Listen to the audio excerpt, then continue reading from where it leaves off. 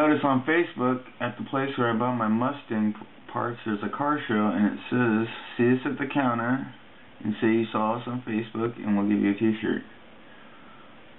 And it's a pretty cool t-shirt. I don't really have any car t-shirts. I have a bunch of skateboarding t-shirts, but no car t-shirts. So, I'll go roach around down there with the camera, film some Mustangs, and then get my free t-shirt and leave.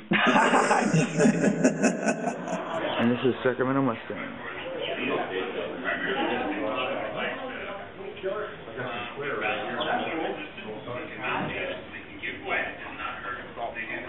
Did you guys ever run like before and after with your French spoiler? Yeah. We had just a really tiny plastic one. Reading that one.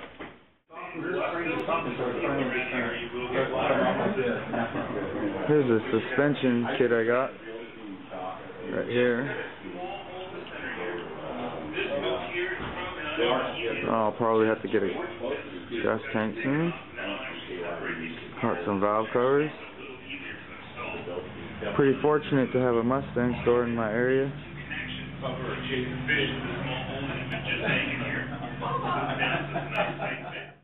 Check this out, Mustang lovers.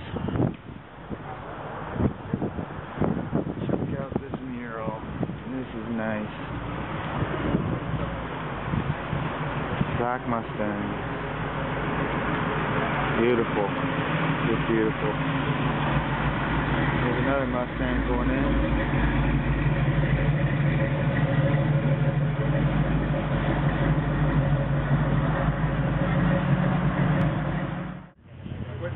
Have you had a problem? No, this is my kind of Mustang. Get that.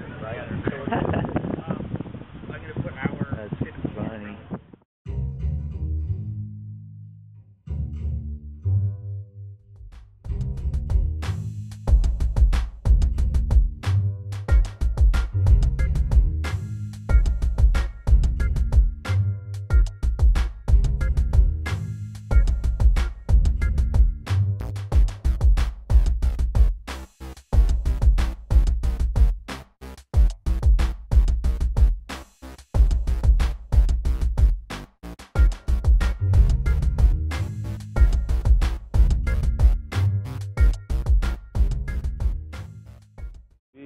And there's my t-shirt. Awesome.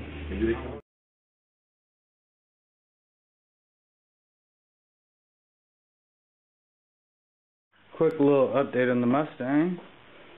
I gotta prime this. This is ready to go. Gotta block the door and reprime. And also, I zero rusted the inside. And so I gotta put the all the insides back into the door. Gotta prime the quarter. Gotta mud the quarter seam. Block the roof better. I already blocked it, but I gotta block it better to make sure there's nothing on there, because then I'm gonna go straight to prime on it. And then I gotta mud all that. I'm gonna do a demonstration with the palm nailer and shrinking disc on the quarter. Gotta prime the deck lid. And look at that. I gotta strip all this off, the tail light panel, and clean it up and mud it and prime it wherever it needs mud. I doubt it needs any mud. This was a brand new tail light panel, but the guy put it on Cricut and it looked really funky in conjunction with the deck lid. So I had to reposition it, and the worst part about this, the guy didn't know how to plug weld, so he welded it at the seams and completely shut it. So I had to cut a little bit off and reshape it. It was just annoying. I should have just got a new one. And then I got to block this quarter and then reprime it. Do mud on the quarter seam. Block the door. This door is the same as the other door. I zero rusted the inside. Now I got to put everything back in the door. And we get to this part. As you can see, the aprons look nice, but I redid my suspension. As you can see, the upper control arm boot cracked, and it cracked on the other side too. So I have to find out where I get replacements for that. And so that's going to be on pause for a while. I'm probably going to tape that close because all the dust. And forgot to mention inside here, I haven't decided whether or not I'm going to, because the car is going white, whether or not I'm going to put white zero rust or white paint. Because I know that the zero rust is a semi-gloss, and the white semi-gloss is going to attract so much dirt. So I'm kind of leaning on paint. I already have white zero rust, but I know it'll get really dirty. I'm going to have the little carpet kit back here, but the quarters will get really dirty. And here we got the fenders. I need to block and reprime. We got zero rust behind the fenders. And we got the fender splash shields all done. Those are the original ones, just the rubber kit. And hopefully I have this all done by this weekend. No, I'm just kidding. I still got to do the rockers. And there's a couple very small dings on there. And look underneath. I already zero rusted the entire underside, and that was not fun. And did a lot of rust work on this. And now it's time to motivate. I've been lagging on this thing. And I've been lagging because I'm a body tech and I do a lot of body work. And so, once I hit the body work stage, I was like, I'll do it tomorrow. Well, that turned into months. So, as you can see, I zero rusted this too, and seam sealed up there between the inner and outer wheel house. And so, I gotta finish this up. I still gotta get the windshields out. And that's about it.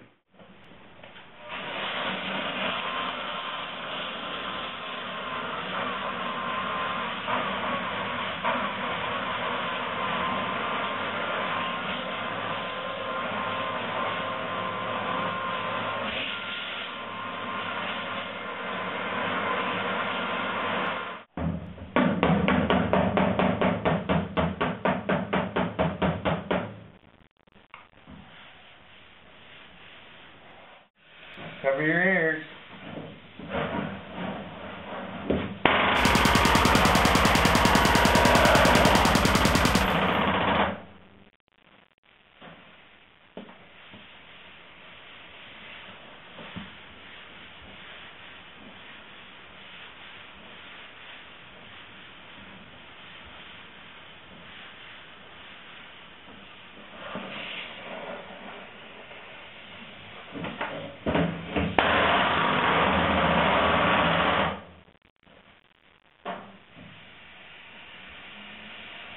Alright, looks pretty good.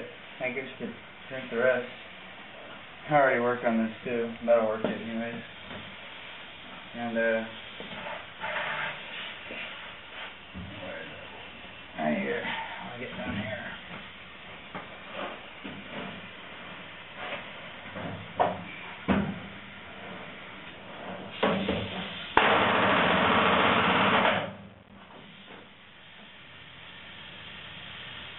Wow. This gets the job done pretty quickly.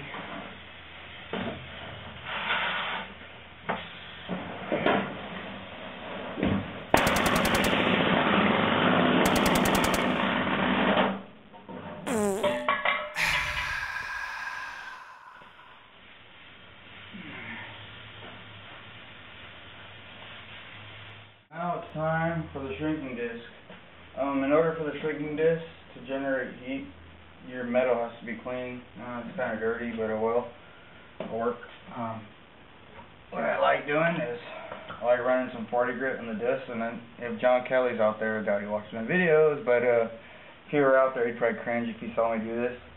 But I like doing this. It cleans up the metal and it makes it generate heat very quickly, so I don't have to sit there all day.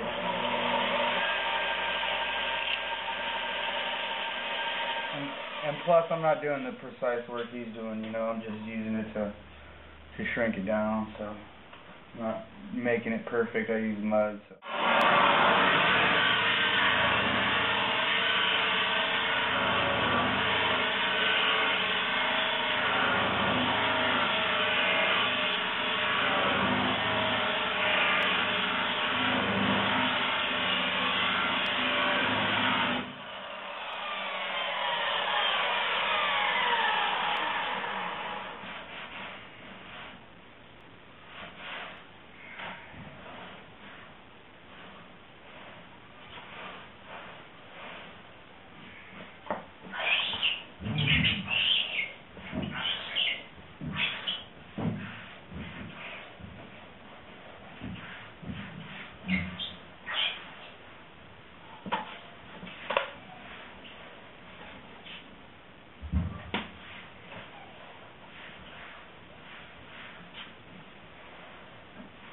Put a little bit right there.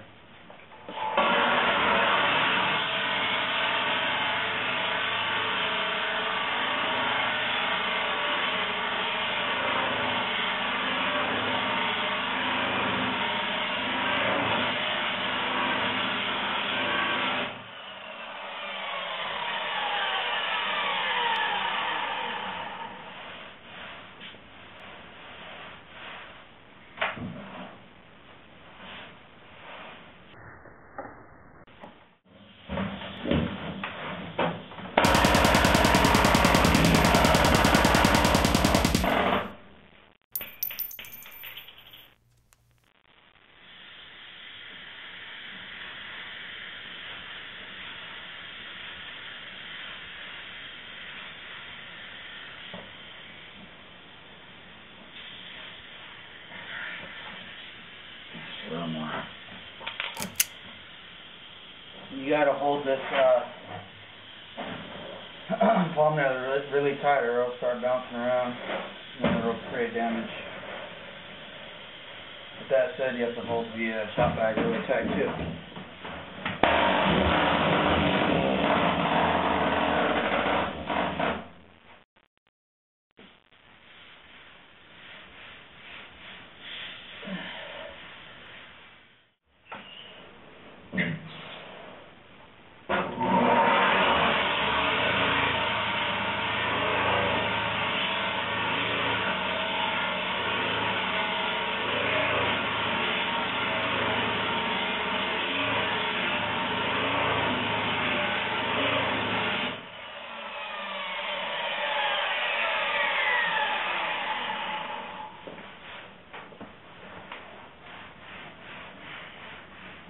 Alright, good to go.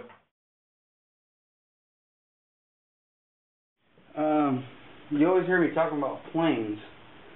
This is a great example of illustrating to what different blocks I choose to use. For this quarter, I use this big block going this way and ride it up all the way to the top. But I'm not going to go right here, obviously. So I'm going to take it right about there, and right here it curves in, so I stop. So I get all this back here. For this section, I use this block, a small round one.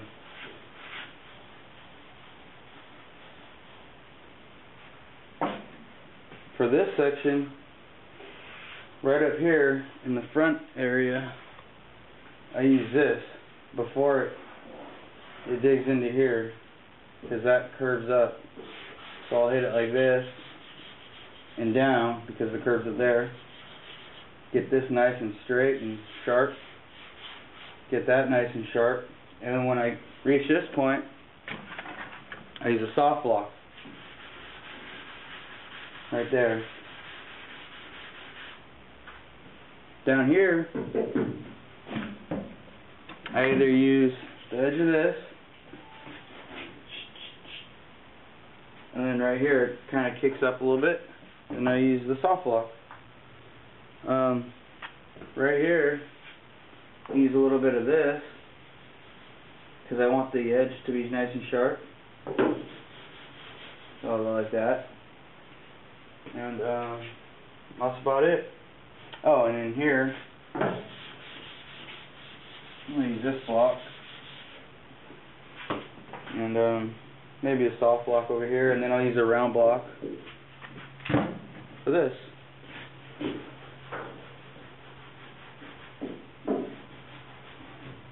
Soft block right here. It is going to be covered anyways.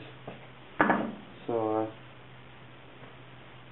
when you have the right block and you're sanding the right way, it makes it a lot easier.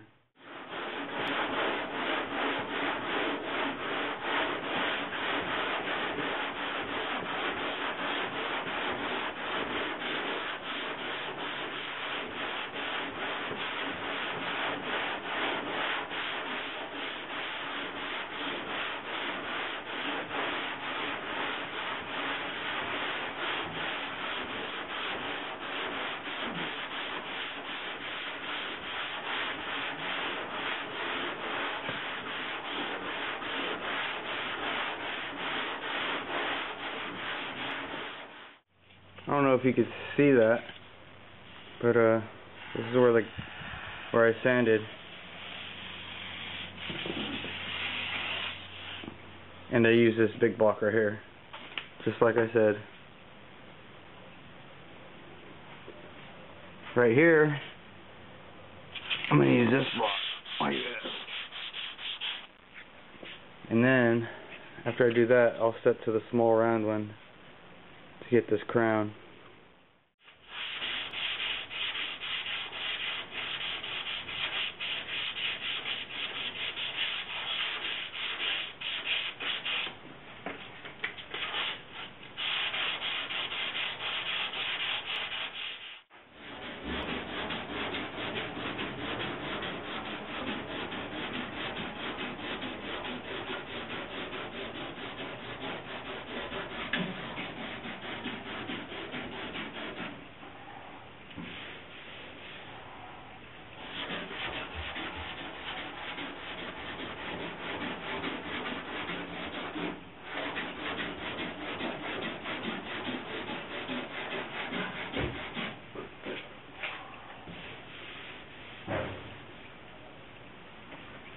You noticed I blocked up here, now I'm blocking right here. The last part is to buffer what's in between with the soft block.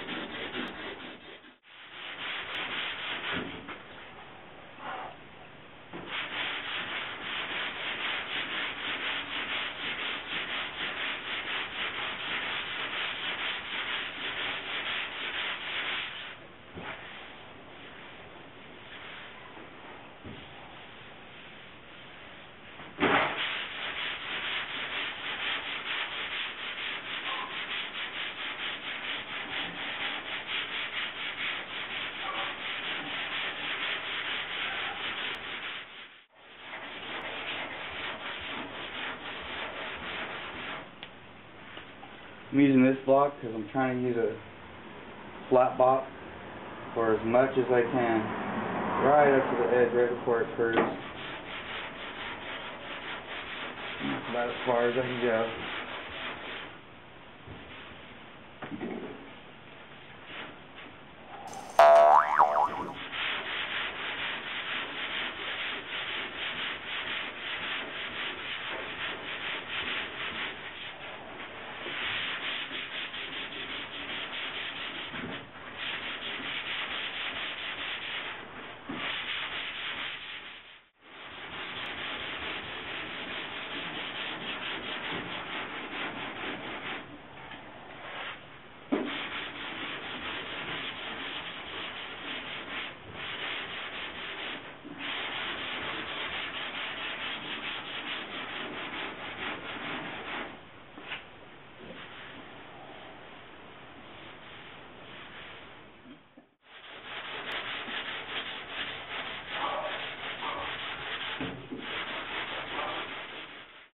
Now that I showed you what the guide coat told me in terms of imperfections and where I need a spot fill, I next rub my hand on it, and this is going to determine how thick I need to lay my filler, and this is very important. And as an example of the hand fill being important, I rub my hands over all the areas that showed me I need spot filler, and now I know how thick my filler should be. So say if I didn't have a good hand fill and I just globbed on a bunch of filler, I'm now eating into this primer because my filler is so thick. But with a good hand fill, I know that I could just jam a coat in there and give it a couple swipes and it's good to go, and I didn't interrupt this primer right here, and everything will be nice and smooth and I'm not digging in anywhere. Apart from that, there's a lot of things guide coat doesn't show you, and that would be usually where your small block goes.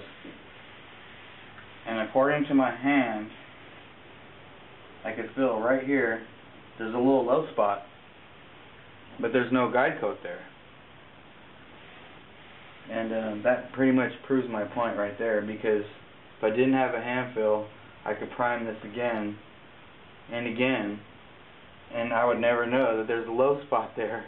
So you always have to use your hands. And if you're a beginner, say you're in a body shop and you have a journeyman, ask him if you could rub your hand over his work. Don't just do it, because he might take that as disrespect, as in you're judging his work or something.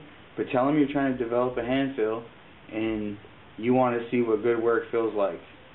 And if it helps, put a paper towel under your hand, close your eyes, and rub it fast. When you rub it fast, you'll feel it on your fingertips, right here and right here. If you look closely, you can see I don't even have any prints right here because I use my hands a lot. And this is the best tool I have, and it's not in my toolbox.